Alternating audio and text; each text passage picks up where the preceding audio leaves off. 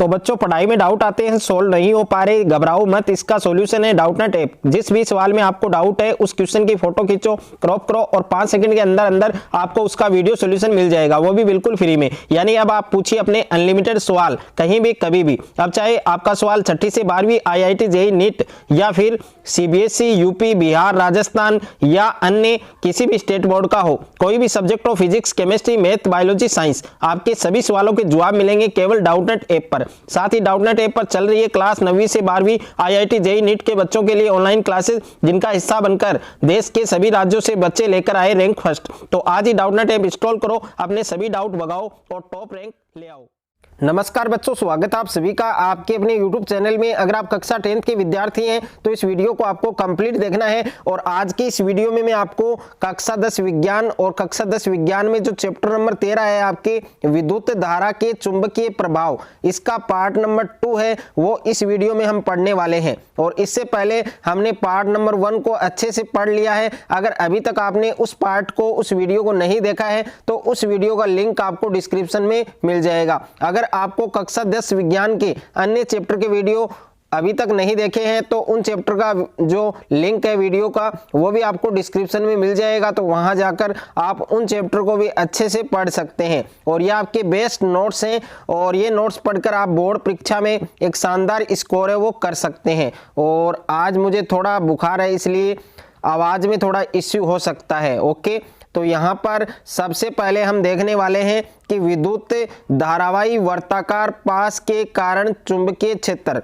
और इससे पहले इस चैप्टर में जितने भी आपके टॉपिक थे उन टॉपिक्स को हमने अच्छे से डिस्कस कर लिया है नोट्स बनाकर। तो वो आप साथ साथ में नोट्स भी बना सकते हैं, इनको लिख भी सकते हैं या आप इनको परचेज भी कर सकते हैं। तो सबसे पहले हम पढ़ने वाले हैं कि विद्युत धारावाही वर्ताकार पास के कारण चुंबकीय क्षेत्र। तो किसी विद्युत धारावाही चालक के कारण उत्पन्न चुंबकीय क्षेत्र उससे दूरी के व्युत्क्रम पर निर्भर करता है।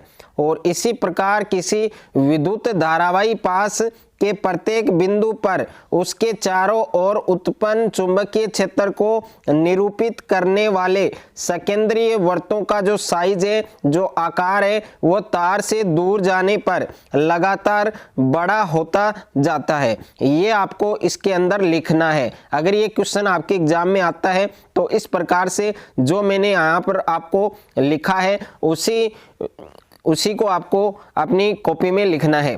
और उसके बाद में नेक्स्ट हम बात करें कि परिनालिका में प्रवाहित विद्युत धारा के कारण चुंबकीय क्षेत्र। तो यहाँ पर जो परिनालिका है उसमें प्रवाहित विद्युत धारा के कारण चुंबकीय क्षेत्र, तो पास पास लिपटे विद्युत रोधी तांबे के तार की बेलन की जो आकृति है, सिलेंडर के आकार की जो कोई आकृति है, उसकी अनेक फेरों वाली कुंडली को परिनालिका कहते हैं। तो परिनालिका की जो परिभाषा है वो आपको यही लिखनी है, एग्जाम में आपके आ सकते हैं, इंपॉर्टेंट है कि पास पास लिपटे विद्युत रोधी तांबे के तार की बेलन की जो आकृति है उसकी अनेक फेरों वाली कुंडली को क्या कहा जाता है? परिनालिका कहा जाता है। और परिनालिका में विद्युत धारा प्रवाहित करने पर इसका एक सिरा है वो उत्तर ध्रुव तथा दूसरा सिरा है वो दक्षिण ध्रुव की तरह व्यवहार करता है। और परिनालिका के भीतर चुंबकीय क्षेत्र है, चुंबकीय जो क्षेत्र रेखाएं हैं समांतर सरल रेखाओं की भांति होती हैं। अतः परिनालिका के भीतर सभी बिंदुओं पर चुंबकीय क्षेत्र है वो क्या होता है? समान होता है। ये आपके एग्जाम में भी पूछा जा सकता है कि परिनालिका के अंदर सभी बिंदुओं पर चुंबकीय क्षेत्र है वो किस प्रकार का होता है? तो चुंबकीय क्षेत्र है वो क्या होता है? बराबर होता है, समान होता है। और परिनालिका के भीतर उत्पन्न प्रबल चुंबकीय क्षेत्र का उपयोग किसी चुंबकीय पदार्थ जैसे नरम लोहे को परिनालिका के भीतर रखकर चुंबक बनाने में किया जा सकता है। और इसे हम क्या कहते हैं? विद्युत चुंबक कहते हैं। तो यहाँ पर विद्युत चुंबक की जो परिभाषा है वो भी आपको याद रखनी है कि परिनालिका के भीतर उत्पन्न प्रबल चुंबकीय क्षेत्र का उपयोग किसी चुंबकीय पदार्थ जैसे नरम लोहे को परिनालिका के भीतर रखकर चुंबक बनाने में किया जा सकता है। और इसे हम क्या कहते हैं? विद्युत चुंबक कहते हैं। तो विद्युत चुंबक की परिभाषा आपके एग्जाम में आ सकती है। उसके बाद में नेक्स्ट है आपके, और ये टॉपिक आपके वेरी वेरी इंपॉर्टेंट है आपकी बोर्ड परीक्षा के लिए। काफी बार आपकी बोर्ड परीक्षा में इस टॉपिक से रिलेटेड आपके क्वेश्चन है वो आ भी चुका है।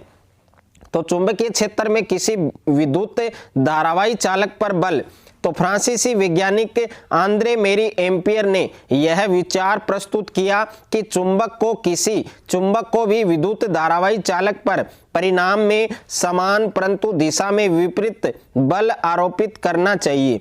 कि एक वैज्ञानिक है आंद्रे मेरी एम्पियर, उन्होंने ये विचार प्रस्तुत किया कि चुंबक को भी विद्युत धारावाही चालक पर परिणाम में समान परंतु दिशा में विपरीत बल आरोपित करना चाहिए। और उसके बाद में क्वेश्चन है वो आपके यहाँ से बन सकता है कि जो धारावाही चालक है, धारावाही चालक पर लगने वाला जो बल है, लगने वाला जो फोर्स है, वो कौन कौन से कारकों पर निर्भर करता है, उन कारकों को समझाइए। कि जो धारावाही चालक है उस पर लगने वाला जो बल है F है, वो कौन कौन से कारकों पर निर्भर करता है, उन कारकों को समझाइए। तो क्वेश्चन है वो इस प्रकार से आपकी बोर्ड परीक्षा में आने वाला है। तो सबसे पहले और जो कारक है उनको मैंने पॉइंट वाइज यहाँ पर लिखा है, तो पॉइंट वाइज आपको याद करना है। सबसे पहला पॉइंट है वो है कि धारावाही चालक पर लगने वाला जो बल है, जो F है, वो धारा के परिणाम के समानुपाती होता है। कि जो धारावाही चालक है उस पर लगने वाला जो बल है F है, वो धारा के परिणाम के समानुपाती होता है। और इसको हम समीकरण के रूप में यहाँ पर इस प्रकार से प्रदर्शित कर सकते हैं कि बल, और बल को F से दर्शाया जाता है। तो F है जो बल है वो किसके समानुपाती है, धारा के परिणाम के, और धारा का जो परिणाम है वो हमने I लिया है, यानी F समानुपाती I, और इसको हमने समीकरण 1 माना है। उसके बाद में नेक्स्ट है आपके सेकंड कारक है कि धारावाही चालक पर लगने वाला बल चुंबकीय क्षेत्र की तीव्रता पर निर्भर करता है। कि जो धारावाही चालक है उस पर लगने वाला जो बल है वो चुंबकीय क्षेत्र की तीव्रता पर निर्भर करता है, और बल को हमने F से डिनोट किया, और ये समानुपाती किसके है, चुंबकीय क्षेत्र की तीव्रता। और यहाँ पर चुंबकीय क्षेत्र की जो तीव्रता है उसको हमने B से डिनोट किया है। तो बल है जो F है वो किसके समानुपाती है, चुंबकीय क्षेत्र की तीव्रता, यानी F समानुपाती B, और यहाँ पर हमने इसको समीकरण 2 माना है। उसके बाद में तीसरा कारक है आपकी कि धारावाही चालक पर लगने वाला बल, धारावाही चालक पर लगने वाला बल F चालक की लंबाई के समानुपाती होता है। और यहाँ पर बल F है वो किसके समानुपाती है, चालक की लंबाई के, और चालक की लंबाई को हमने यहाँ पर क्या माना, L माना है। तो F समानुपाती L, और इसको हमने समीकरण 3 के रूप में इसको हमने प्रदर्शित किया है। उसके बाद में 4 नंबर कारक है आपके कि धारावाही चालक पर लगने वाला बल चालक की लंबाई तथा चुंबकीय क्षेत्र के बीच बने कोण की ज्या के समानुपाती होता है। और बल है F है वो किसके समानुपाती है, जो चुंबकीय क्षेत्र के बीच जो कोण बना है उस बने कोण की ज्या के समानुपाती है। तो F समानुपाती साइन थीटा, और समीकरण 1, 2, 3, 4 से हम इसको प्रदर्शित करेंगे। तो F समानुपाती IBL साइन थीटा ये आएगा, और F बराबर क्या आएगा, IBL साइन थीटा। तो ये सूत्र है, ये आपको जरूर याद करना है, इस पर न्यूमेरिकल क्वेश्चंस हैं वो भी बन सकता है।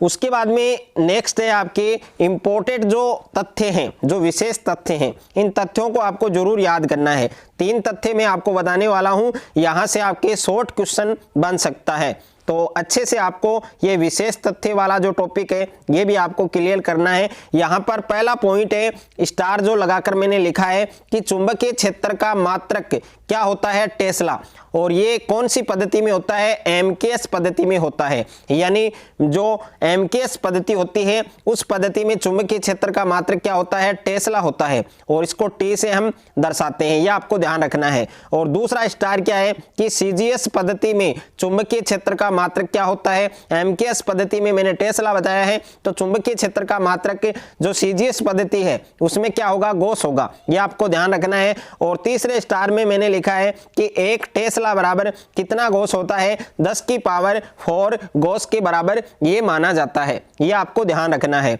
उसके बाद में महत्वपूर्ण टॉपिक है आपके वेरी वेरी इंपॉर्टेंट है, जो आपके बार बार बोर्ड परीक्षा में क्वेश्चन पूछा जाता है कि फ्लेमिंग का बायां हाथ का नियम लिखिए।